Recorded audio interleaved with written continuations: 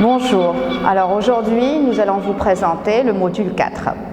Le théâtre, donc le genre littéraire,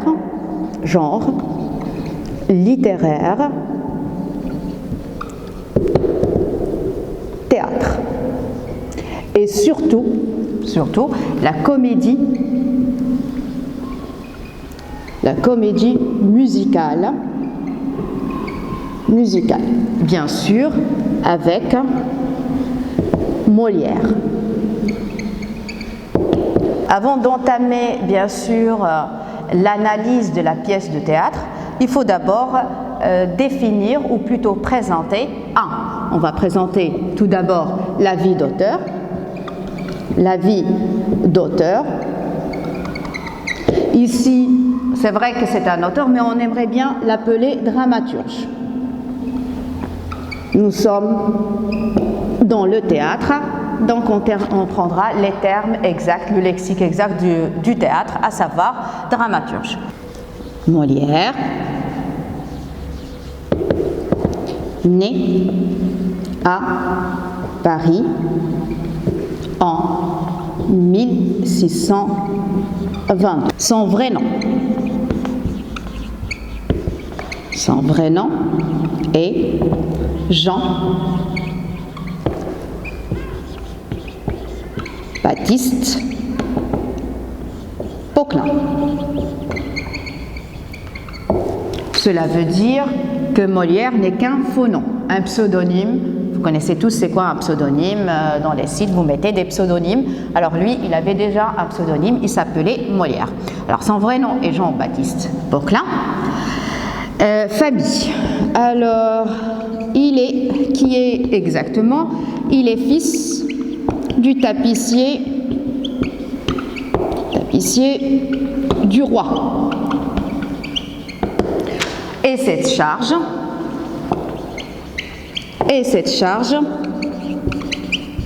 héréditaire lui garantit un bel avenir.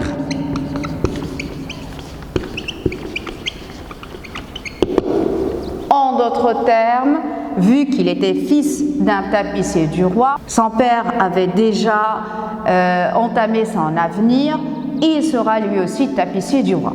Mais Molière n'aura pas les mêmes rêves que son père, mais il découvre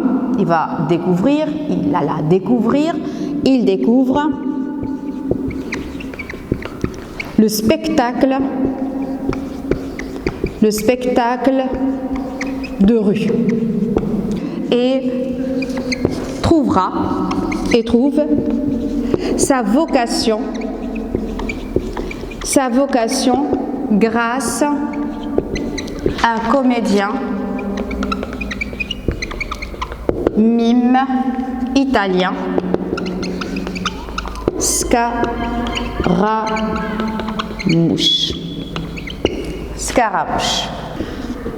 À 21 ans, il fonde la troupe l'illustre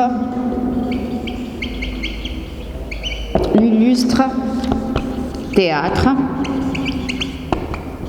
avec une famille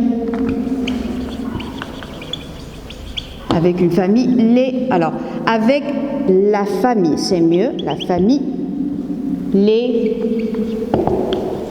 Bijard.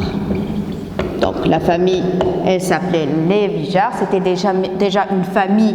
Alors je vais mettre ici une famille des comédiens, et cette famille-là, elle s'appelle les Bijard. Et là, ça va commencer bien sûr sa carrière. Il débute avec la tragédie, mais sans aucun succès. Bien sûr, il va s'endetter, il aura autant de problèmes. Tout début commencer et on a toujours des difficultés. Et finalement, il va prendre l'initiative ou il va prendre une décision, c'est partir en province afin de travailler, ou plus exactement le terme, d'apprendre le métier de comédien. Donc, il part tenter sa chance en province, où il apprend le métier du comédien. Ensuite, il va commencer par écrire des farces et qui font rire. Après 13 ans, il rentre à Paris vers 1658 et l'illustre théâtre devient la troupe du roi, du monsieur le frère du roi. Donc, et là, le roi va commencer par lui commander à faire des pièces de théâtre. Entre autres, la première pièce de théâtre qui va être très appréciée par le roi et qui sera d'ailleurs la clé de sa gloire, ce sont les Précieuses ridicules. Vers 1670, le roi va lui commander pour la fête des Chambord une comédie musicale, une pièce de théâtre comédie musicale qui ne sera d'autre que le bourgeois gentilhomme. Donc le bourgeois gentilhomme en 1670. Il trouvera un grand succès et de succès en succès, bien sûr, il va commencer dans toutes ses pièces. L'enjeu de ces pièces est surtout pourquoi la comédie. Alors justement la réponse, la comédie chez Molière, ça c'est important, la comédie chez Molière n'est pas simplement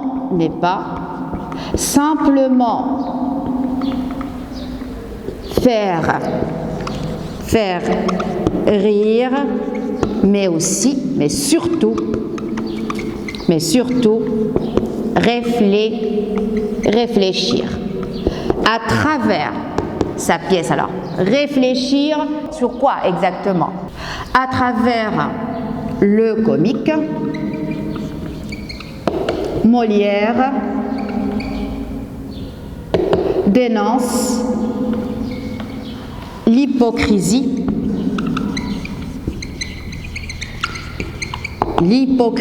sociale et religieuse de son époque,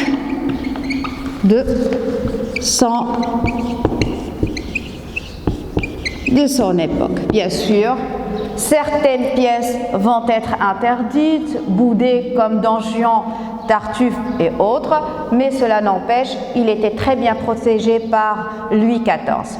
Donc, ça va de 1670, il va écrire autant d'autres pièces de théâtre jusqu'au 1673.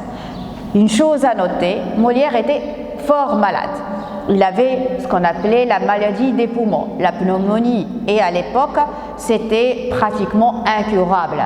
Et il va écrire autant de pièces dans lesquelles il va critiquer les médecins, il va critiquer les avocats, il va critiquer énormément parce que ces médecins-là, pour lui, n'ont pas pu le guérir.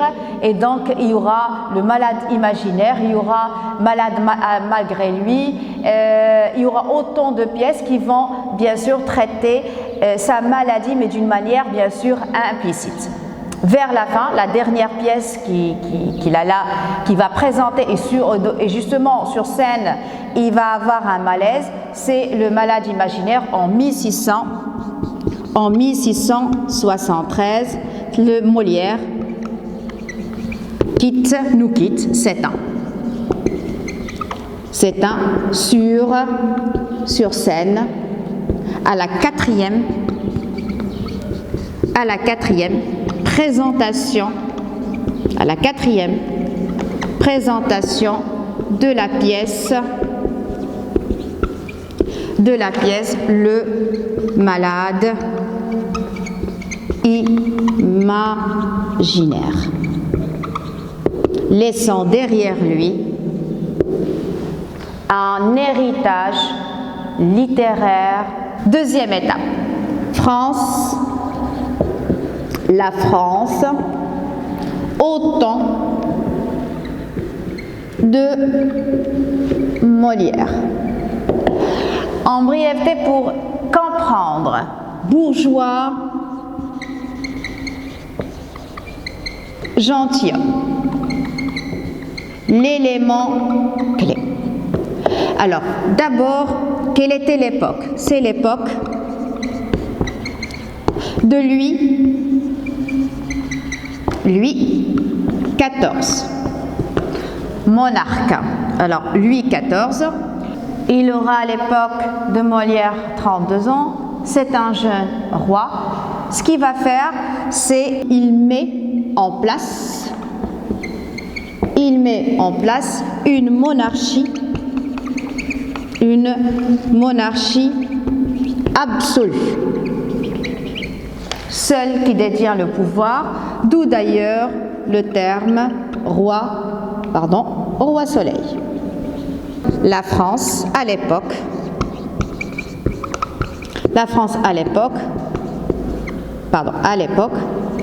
vit une prospérité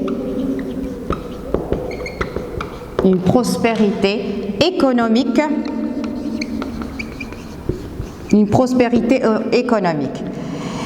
et enrichit,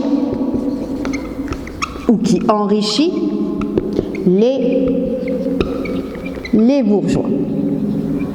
Donc, les bourgeois, eux, font partie du bas peuple.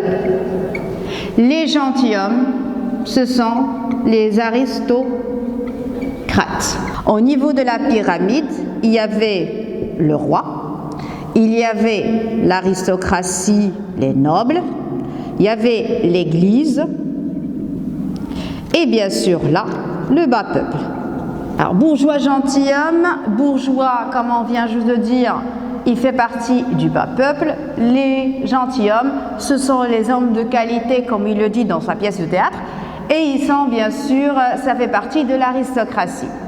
En d'autres termes, c'est-à-dire de manière générale, le monsieur Jourdain ou bien le bourgeois gentilhomme, dans l'image, le bourgeois gentilhomme, dans l'image de monsieur Jourdain, Qui est